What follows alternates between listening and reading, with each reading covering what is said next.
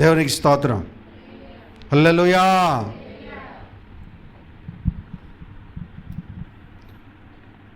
కొత్తగా పెళ్ళయిందంట ఒకళ్ళకి, ఒక జంట.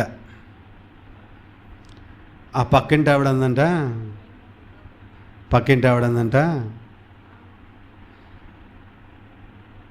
పాపం వాళ్ళ కులం మతం ఏమీ లేకుండా పెళ్లి చేసుకుంటే శుభ్రంగా సంతోషంగా బతుకుతుంటే ఒక ఆవిడందంట, ఏమే మీ ఆయన ఎవరు తెలుసా అందంట. ఏం తెలీదు, మేము సంతోషంగా బతుకుతున్నాం, పెళ్లి చేసుకున్నాం చాలు అందంట. మీ ఆయన ఉప్పరోడే అందంట.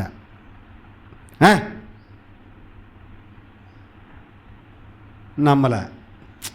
అయితే నేను ఒక విషయం చెప్తున్నా విను అందంట. చెప్పు. మీ ఆయన పండుకున్నప్పుడు, నిద్రపోతున్నప్పుడు చెయ్యి మీద నాలుగుతో నాకి చూడు, ఉప్పగా ఉంటుంది. నాకింది. ఇప్పుడు మనిషికి చెమట బట్టి ఒళ్ళంతా ఏమవుతుంది, ఉప్పు వచ్చింది. ఉప్పగా ఉంటే ఉప్పరోడే అందంట. దేవునికి స్తోత్రం. ఏదో కాస్త 4 మంచి మాటలు చెప్పరా అంటే మోసకరమైన నాలుకతో మోసకరమైన మాటలు మాట్లాడడానికి ఇష్టపడతారు. దేవునికి స్తోత్రం. అబ్బాయ్ దశంభాగం ఇంతేనా, దేవుడి దగ్గర తెచ్చింది ఇంతేనా అంటే అంతే అన్నాడు. ఎవరు? అననీయ సపేరా. దేంతో మాట్లాడారు? నాలుకే కదా. మోసకరమైన మాటలు నాలుగుతో మాట్లాడితే దేవుడు తెలీదా? పేతురుగారులకు దేవుడు చెప్పాడు, వీళ్ళు అబద్ధం ఆడుతున్నారు అన్నాడు. తెలీలా? నీ మోసం ఏంటో, నీ హృదయం ఏంటో, నా హృదయం ఏంటో దేవునికి తెలీదా? తెలుసు. అందుకనే మోసకరమైనటువంటి నాలుక కలిగినటువంటి వాడు హానికరమైన మాటలు పలుకుచుండగా అబద్ధికుడు చెవియొగ్గును. నాలుక మోసకరమైన మాటలు పలుకుచుండగా అబద్ధికుడు చెవియొగ్గును. చూసారా? మోసకరమైన మాటలు మాట్లాడేవాడు మాటలు ఎవడంటాడు? అబద్ధాలు చెప్పేవాడు. అవి ఇష్టం. నిజాలు చెప్తే నిష్ఠూరం. హల్లెలూయా. నిజాలు చెప్తే అస్సలు చెవుల్లోకి వెళ్ళవు, మనసు దాకా రావు, హృదయంలో ఉండవు ఏమాత్రం కూడా. వినటానికి అసలు ఇష్టపడరు. నాశనం చేసేవాళ్ళు గాలి తిరుగుదాం రండి అంటే 10 మంది పోగొడతారు. మంచిగా బతకండి అంటే ఆ 10 మంది మనం చెప్తే అసలు ఒకడు కూడా ఉండడు అక్కడ. ఈ మోసకరమైన మాటలు మాట్లాడేవాడు మాటలన్నీ ఎవడంటాడంట? అబద్ధాలు చెప్పేవాడు. అవి వాళ్ళకి రుచికరంగా ఉంటాయి. మంచి అనేది ఏమాత్రము జీర్ణము కాదు, అజీర్తి చేస్తుంది అన్నమాట, అరగదు. నిజం. దేవునికి స్తోత్రం కలుగును గాక. నిజం గట్టిగా ఉంటుంది, బలంగా ఉంటుంది, ధైర్యంగా ఉంటుంది. నిజంలో ఎలాంటి పొరపాటు ఉండదు కాబట్టి నిజం చాలామందికి అరగదు. అబద్ధాలు అయితే చక్కగా అరిగిపోతూ ఉంటాయి, ఎంతైనా భోజనం చేయొచ్చు. అబద్ధాల భోజనం పెట్టేవాళ్ళు చాలామంది ఉన్నారు, తినేవారు ఈ ప్రపంచంలో చాలా ఎక్కువ ఉన్నారు. దేవుని సంఘమా, ప్రభు చెప్తున్నాడు ఇక్కడ 5వ వాక్యం చదవండి మరలా. బేదలను ఎక్కిరించువాడు వారి సృష్టికర్తను నిందించువాడు, ఆపదను చూసి సంతోషించువాడు నిర్దోషిగా ఎంచబడ్డాడు. ఇక్కడ 5వ వాక్యంలో చెప్పిన సామెత ఏంటంటే, బేదలను ఎక్కిరించువాడు వారి సృష్టికర్తను నిందించువాడు. దేవునికి స్తోత్రం. బేదలు అంటే పేదవాళ్ళు కదా.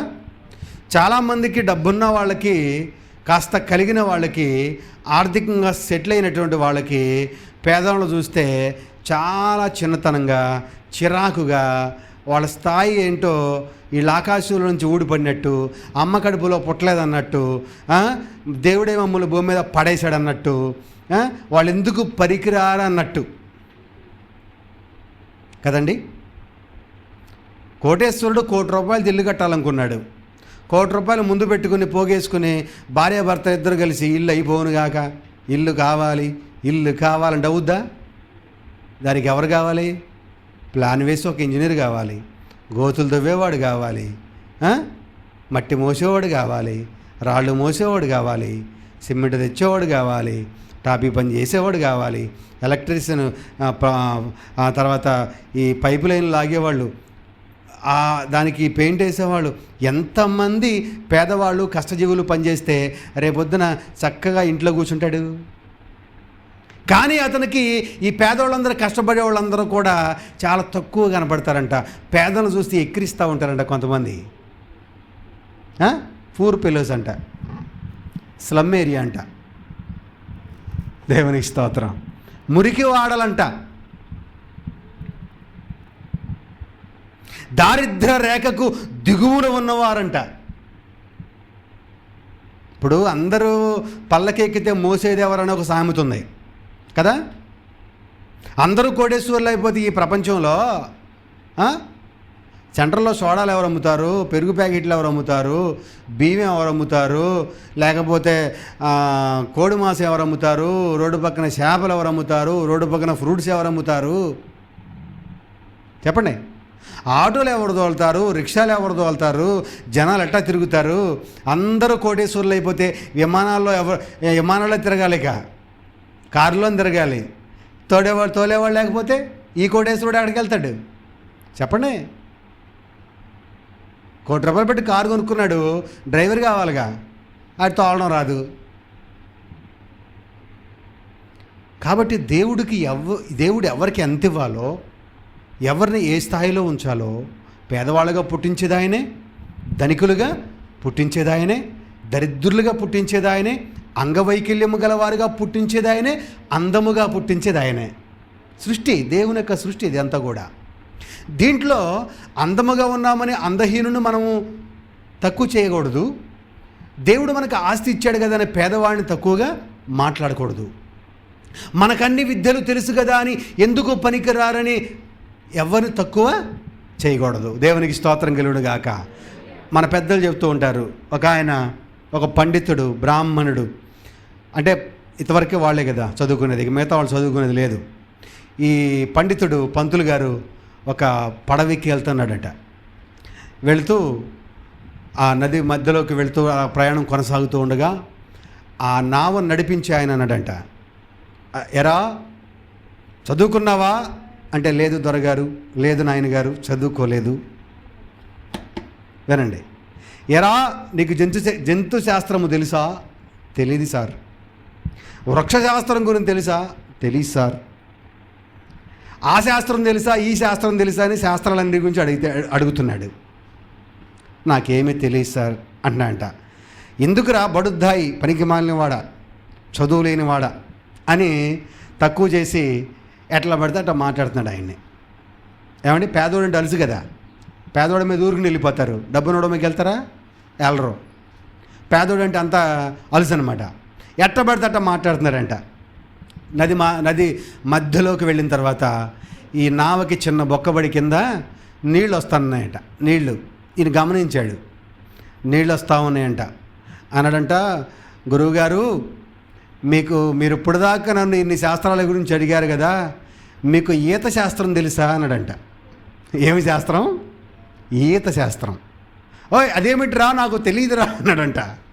సరే ఇక్కడే పడి సాగు అని చెప్పి ఆయన నదిలో దూకేసి ఈదుకుంటూ వచ్చేసాడు. ఆయన అక్కడే పడవతో పాటు మునిగి చచ్చిపోయాడంట. మన పెద్దలు చెప్తూ ఉంటారు ఇది. హల్లెలూయా. అన్ని శాస్త్రాలు నాకు తెలుసంటే ఆయనకి తెలిసిన శాస్త్రం ఒకటి ఉంది. కాబట్టి ఎవరిని మనము తక్కువ చేయకూడదు. బేదలను ఎక్కిరిస్తూ ఉంటాడంట కొంతమంది. ఎవరు వీళ్ళు? బేదలను ఎక్కిరించే వాళ్ళు ఎవరో? పేదోడికి ఆపోజిట్ ఎవరు? ఉన్నవాడు.